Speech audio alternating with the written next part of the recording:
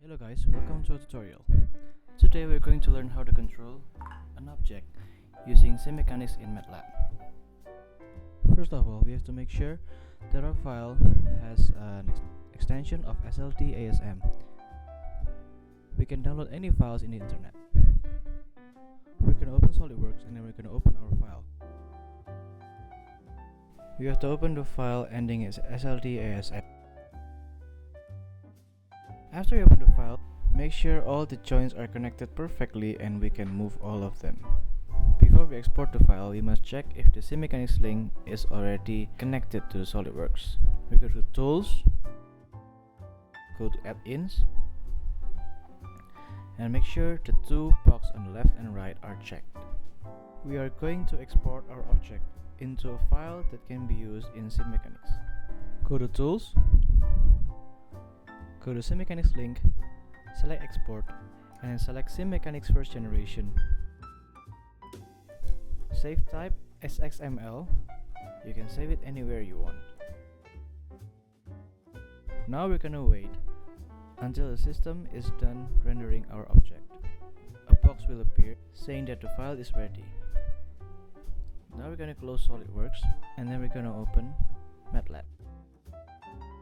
On the file manager in the left, we can go to our directory where we save our file.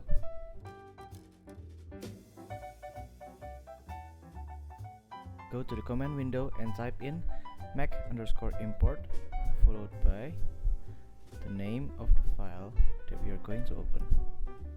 Don't forget to add XML in the end. And then we're going to click enter and we're going to wait until the model appears. When we simulate the model, we are going to see that our object moves in a very random way. Now we are going to add a PID controller to control our system. Here is how. You can see in the model shown that there are 5 revolutes. Revolutes are circle points. Now we're going to add 2 ports in the revolute. We're going to look in the Simulink library. Now we're going to search for PID and then select PID controller. We're going to drag it to our model. And then we're going to add a constant, which is a value that we want to input to our revolute point. And then we're going to add a summing point. We're going to change summing point from plus plus to plus and minus. After that we're going to add the join actuator. And we're also going to add join sensor.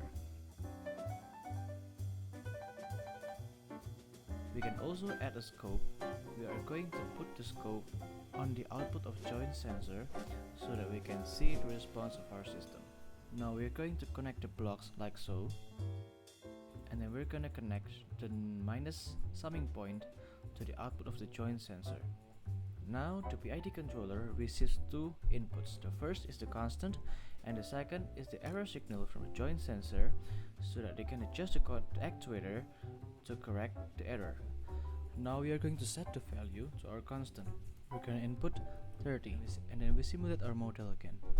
We can see here our system wants to achieve the value that we have set, but it is lacking the control to achieve that value. So that's where our PID comes in. Now we are going to tune the PID. Stop the simulation and then double the PID controller and then click tune. A window will appear looking somewhat like this. The graph displayed here is the response graph. This illustrates the response that we are going to get from our system. Now we're going to set our response times like so, and we're going to set our tension behavior like so. Now we're going to update the block just to apply our settings. We click OK, and we're going to simulate the model again. Now we can see that our model has switched the value that we have set before, which is 30, in a more stable way. After we're done with one revolute, then we're gonna need to add a PID controller to the other revolutes.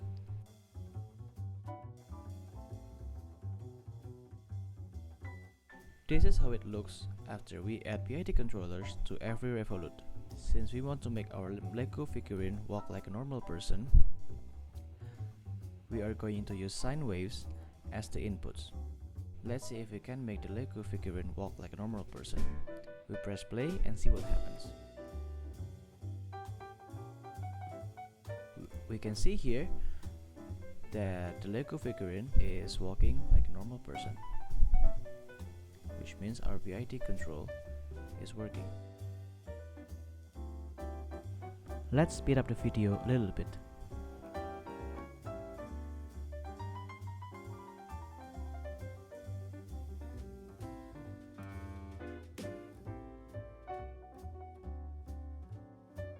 This is the configuration of our PID controllers.